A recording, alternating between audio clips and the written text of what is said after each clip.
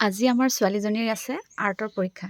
তাৰ বাবে সিহঁতক ৮টা ছবি জমা দিবলৈ কৈছিলে।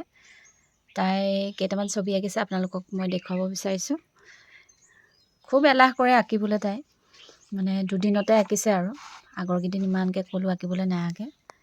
এয়া চাওক, এইজনী হৈছে মাছৰোকা চৰাই কিংফিচাৰ, এইজনী। তাৰপাছত এয়া মাছ দুজনী আঁকিছে, এয়া মাছ দুজনী আঁকিছে।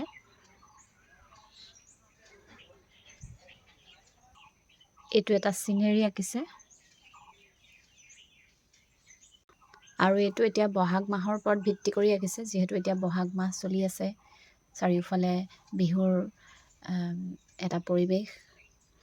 এয়া মানুহগৰাকীয়ে হাতত এয়া গৰু গা ধুৱাবৰ বাবে হালধি, মাখিয়তী পাত আদি লৈ আছে চালনীখনত। আৰু এইফালে এই গৰু, আৰু এইফালে কণমানিজনীয়ে হাতত চাক লৈ আছে, আৰু এইফালে মানুহজন ৰৈ আছে। আৰু এয়া নেমু নে মৌচুমী টেঙা জানো। আৰু এইটো হৈছে এটা লেম্প। আমি সৰুতে লেম্প চাকিৰ পোহৰতো আমি পঢ়ি পাইছিলোঁ। আজিৰ দিনত ল'ৰা ছোৱালীয়ে লেম্প দেখিবলৈ নোপোৱাৰ নিচিনাই হ'ল আৰু। তাৰপিছত এইটো এটা চিনেৰী, স্কেটছ পেইণ্টিং কৰিছে। আপোনাৰ ইয়াতে এইকেইজনী কাউৰী চৰাই, এয়া চাওক।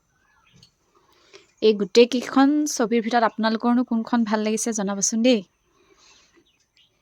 এই লেম্পটো আঁকিছে তাই ৱাটাৰ কালাৰ দি, এইখনো ৱাটাৰ কালাৰেই আঁকা, এইখনো ৱাটাৰ কালাৰেদিয়ে অঁকা, এইখনো ৱাটাৰ কালাৰেদিয়ে অঁকা।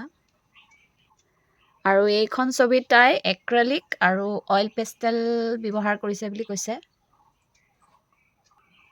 আৰু এই চৰাইজনী আপোনাৰ কালাৰ পেঞ্চিল দি আঁকিছে বুলি কৈছে। আৰু এই চিনেৰীটো অকল পেঞ্চিলেৰে আঁকিছে।